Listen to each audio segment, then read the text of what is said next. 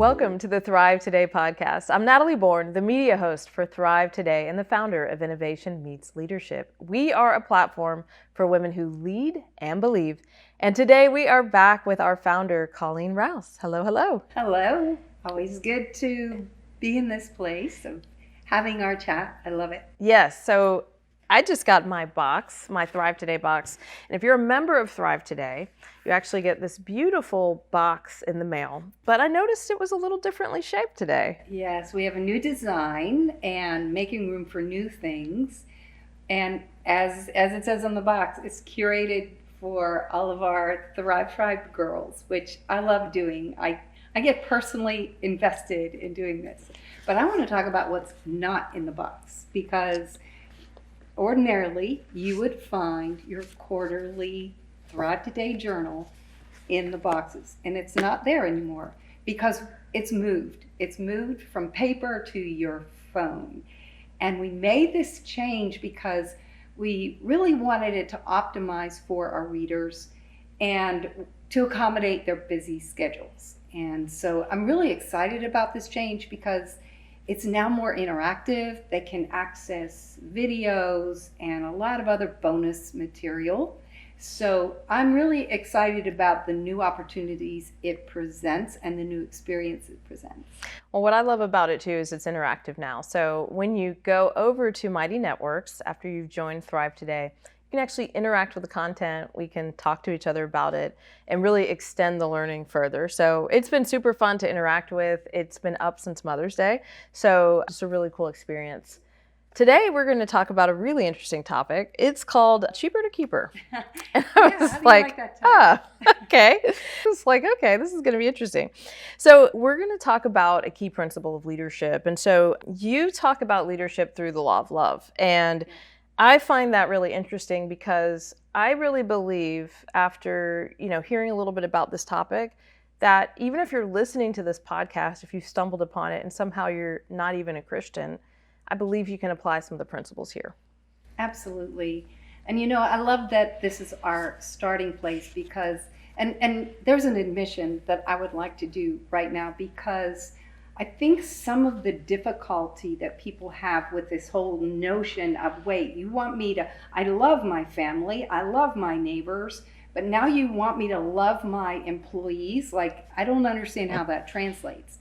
And I think that we unintentionally in the pulpit have created some of the struggle because of this thing called the sacred secular divide, as if the pinnacle of spirituality is the platform on Sunday morning. Wow. And everything else that everyone is doing does not have that same intensity of purpose. And it does, because think about it. If I am living in the love of God, if I am a believer, then I'm sanctified. And guess what? Everything that I do is sanctified, including my work. So I think if we go into our 9-to-5 space with that understanding, then we can expect the outflow of love to be different. And as leaders, as believers, we are called to live differently and lead differently. And the premise of that is love. Because after all, it is the basis of every successful relationship. So my relationship to my team and my relationship to my family fundamentally has to be rooted in love. And then the outflow is different, the way I treat people is different, and my culture is different as a result. Wow. Well, one of the things that just I think people not only need to hear, but are going to feel freed by is hearing you say that there is not a divide between the secular and the sacred, right?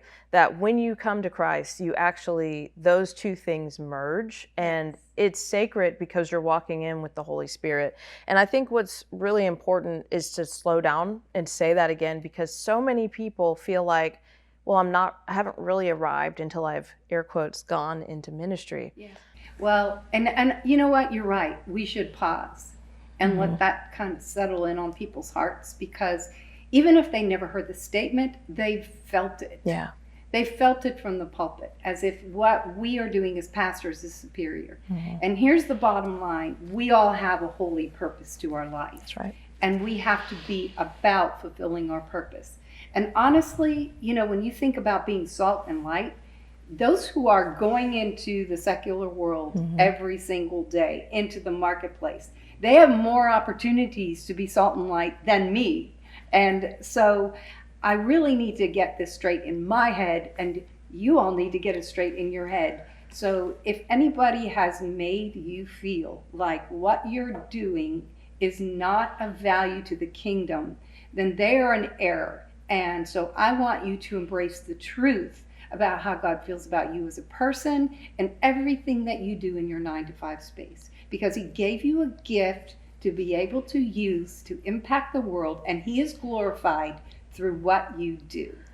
Oh, I love that. And I think so many people needed to hear that. So let's talk about this law of love. And if I'm governed by this law of love, and I believe that when I walk into a room, I break that sacred and secular divide, it's all merged into one, then what does it look like for me to show up and really govern that law of love? So this is a great question. And even as you said it, I was reminded of this incident, and true confession time.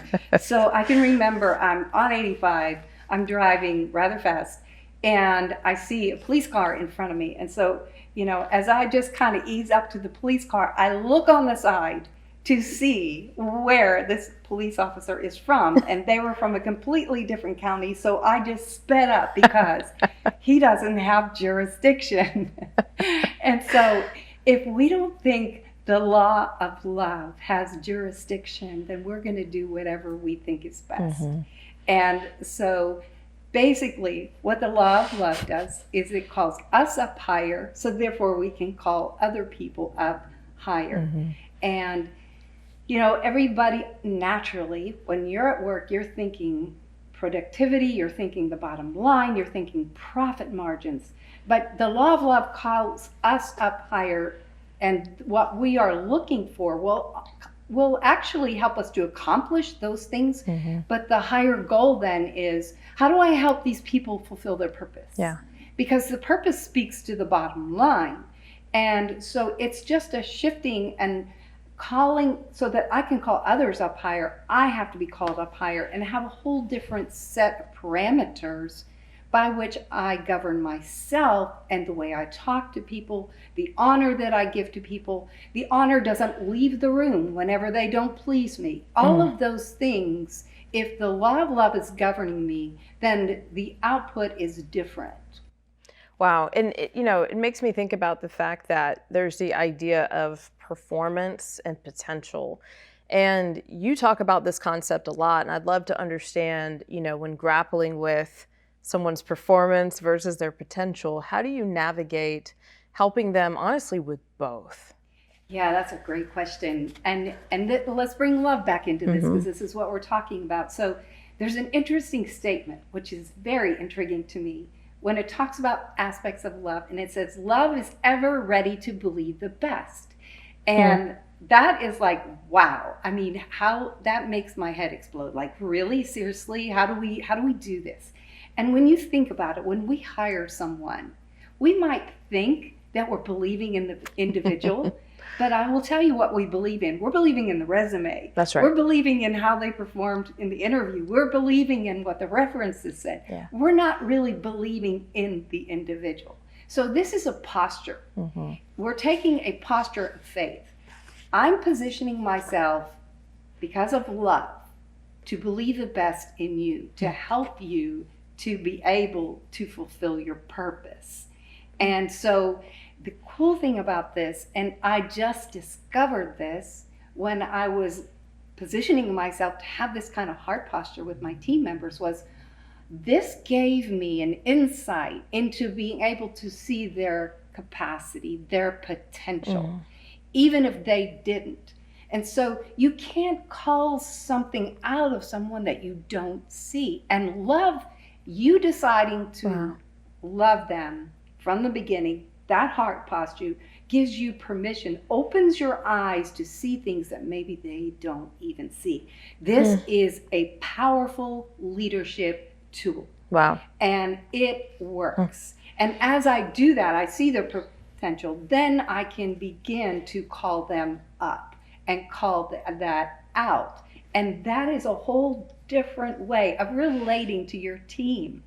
Yeah, it's interesting you talk about this because, one of the worst things I think can happen as a leader is you sit down with someone to explain a performance challenge and they're shocked.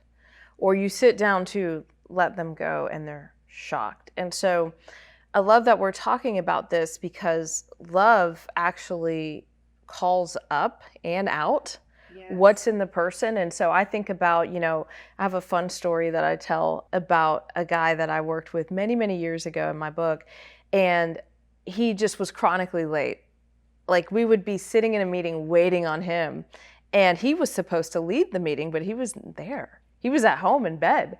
And, there would be times when he was supposed to be, showing a design or something to a client and he's absent. So here I am bumbling through his files and his information trying to show this client. And I'm thinking, not only do you look bad, sir, but now I look bad because I'm having to banked on him. Yes. Yeah. And so, we had this really hard conversation. I had written him up. I said, I'm going to put it in writing. This is exactly what I expect of you. Do you understand? Yes, I do. Okay, great. Thank you. And then we had the conversation again, and then again, and then again. And eventually I told him, I said, hey, we have this offsite coming up. I need you to be on time. And if you're not on time, I'm going to ask you to get your items and put them in a box. And I'm going to ask you to head out because this is like our 7th conversation on this topic. And I feel like I've been very long suffering. And so eventually we got to the point where we had the offsite. He asked me to wake him up. He said, would you wake me up for the offsite? I said, I am not your mom. I will not be waking you up. He was late, of course, and I couldn't do it that day because we're in the middle of an offsite. So on Monday, it was boss's day, and he brought me breakfast. I couldn't have felt worse. But I said, hey, I think you'd be better fit for a freelance lifestyle where you can sleep as late as you want and get work done whenever you want. But I think this would probably be a better lifestyle for you because adhering to a schedule is just not working right now. And so that was an interesting conversation that I felt like we talked about it so many times. We went over the, rules of engagement 100 times. It's how do you know how have you seen it kind of in your leadership experience, when to be long-suffering and call someone up to their potential versus when to, tell someone, hey, this is an underperformance issue that we've dealt with again and again, and it's time to move on. Like, how have you navigated that? Well, and that's one example where the best thing for that individual was to find a different way of working. Yes. Because, there's a difference between believing in someone and you can't believe in someone past what they are able to believe as well, right? He never caught on to your belief, okay? Right.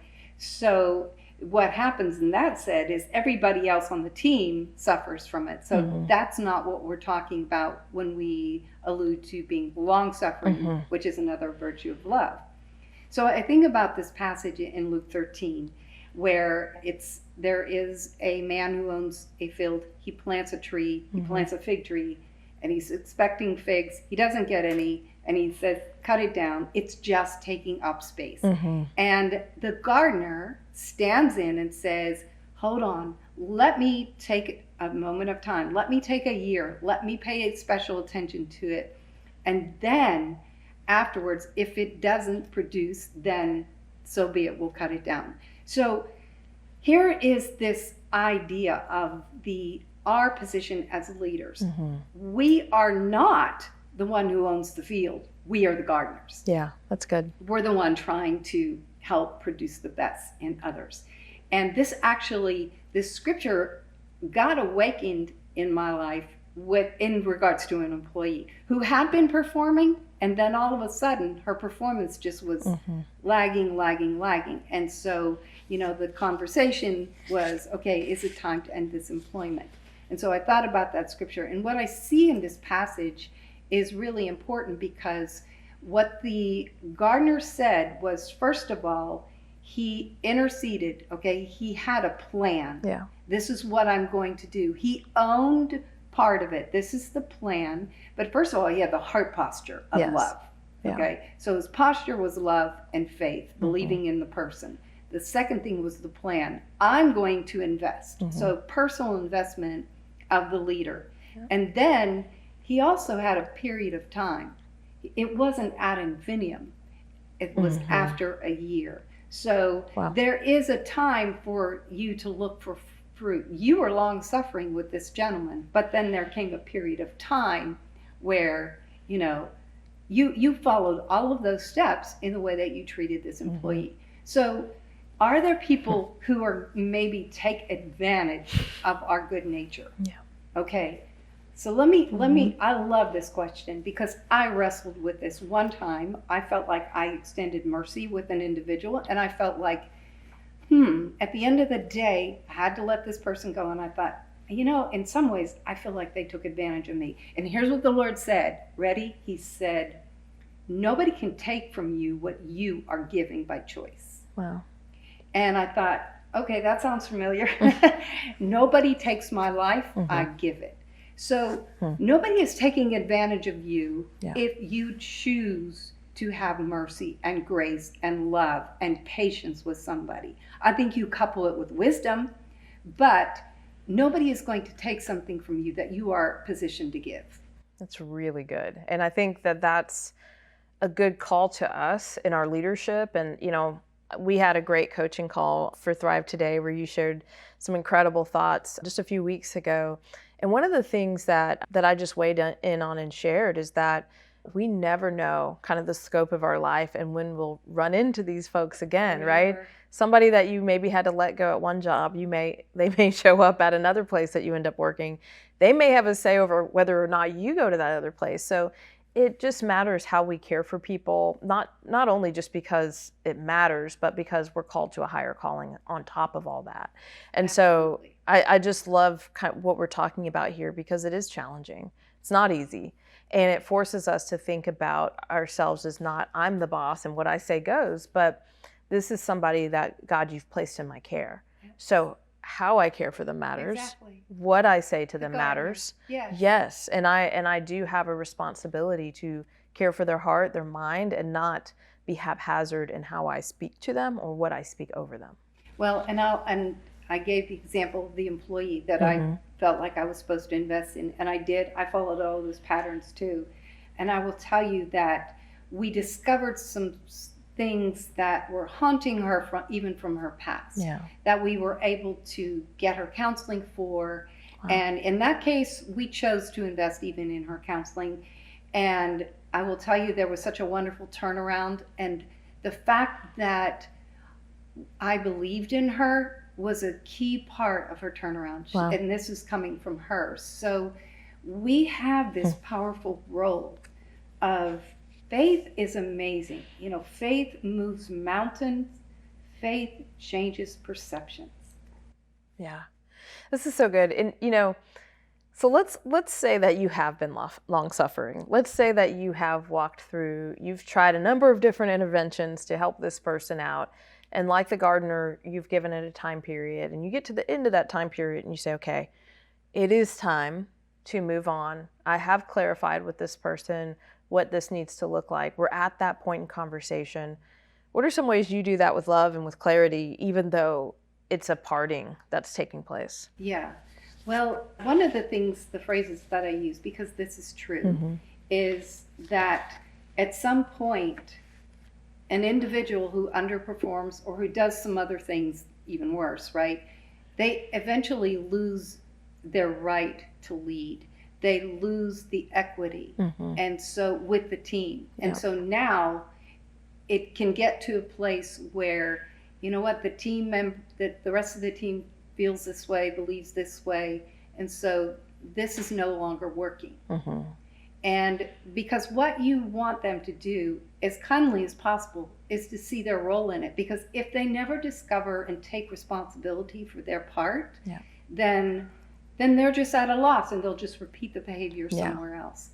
I do not believe, once we've prayerfully come to this decision that this is the best outcome, I do not believe that the onus is upon us to convince them that we have every right to fire them. Because, I mean, I have tried, people have tried to engage me in a conversation, but, and it's, if we've already done all of those things, then that comes to that period of time, it's the day of reckoning. Yeah. And so we don't want to go from being grace-filled to enabling. And so, and we do have to think about the whole team. Yeah. And so all of those dynamics come into play. So if you go into this with this confidence and you don't feel like the onus is upon you to convince them, you just clearly and stay to the facts. Do not sandbag them. Do not bring things that happened in 1983. Do not sandbag. And hopefully you have the kind of culture where you are meeting with people and having conversations and not, because in other words, I know there are organizations out there that they don't do reviews. They don't have those conversations. And so therefore it's a passive aggressive behavior at that point. It's like, what? Yeah. They shouldn't be surprised. Yeah. They shouldn't be surprised. So I'm just assuming all of those things are in place. And then I think what you can say is, so what, as far as at this point in the conversation, when you have laid it out to them that, your time here is finished. And yet I do believe that, there's a better place for you. There's more for you. I would ask them, what have you learned here? What are you taking away? Yeah. And the reason you're asking that is because when they leave your office, they're going to be flooded with emotions. Yes. They're going to be flooded with all kinds of thoughts. And so I would want them to have a good takeaway and recognize that it has been valuable. And then I would reciprocate and say, this is what I've learned from you. Yeah. So that you end this conversation not just attempting to be positive, but a life-giving thing. That kind of a conversation is going to change the dynamics of what happens in the next few hours and days in their life. And that's important to me. Yeah. This is so good. What final thoughts would you have for our listeners as they're thinking about maybe some of their own scenarios that are coming up here, right? As you're talking, they're thinking about, okay, yeah, I'm dealing with this situation and I've got this going on over here and I've got hard conversations that need to happen and maybe they're long overdue. What final thoughts would you have for them? Well, this is where I want to bring in the fact that I made the statement that it's cheaper to keep her or him. And this is something that I don't think people take into consideration because we can be quick to fire. Somebody's not performing. That's right. So let's say an average salary is $60,000 a year. And if you just let this person go, just off the bat, then when you talk about underperformance, now you have no performance because you've vacated this role. And so you are going to spend anywhere from $30,000 to $90,000 to recruit, to advertise, to take your time to do the interviews, developing an onboarding process, and they're still not producing. So you have cut off some production. There is a lack of performance. They come in with a lack of performance a lot of times, right? So $30,000 to $90,000. I'm not pulling these numbers out of my hat. This is from Gallup poll. So, okay, so then if we don't fire them and we do like the parable says, what's it going to cost us if we invest in them? What if we pay for some counseling? What if we get mentoring? What if we do one-on-one coaching with them to help them? Well, guess what? It's going to cost you somewhere in the neighborhood of $2,000 to $8,000. What a big difference. That's a huge difference. So before we just yank the plug on an individual, we might want to go through the due process and the due diligence of helping to believe in them and help to call them up and out before we cut them off. Wow. Have we been loving? Have we been clear? Have we tried to coach them? I love these principles. Have we made sacrifices for them? Yeah. Have we invest? Because when I say investment, that's code for sacrifice.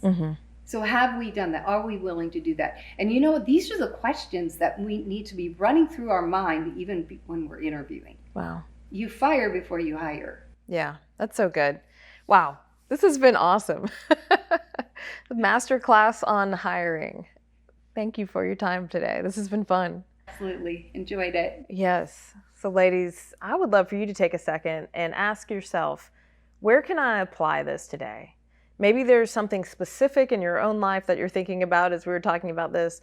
You might be the one that's the challenge at work. So think about the flip side of this. How can I go to my manager and apply empathy and the law of love the other way, right? Like, what conversations do I need to have with that person so we can get on the same page?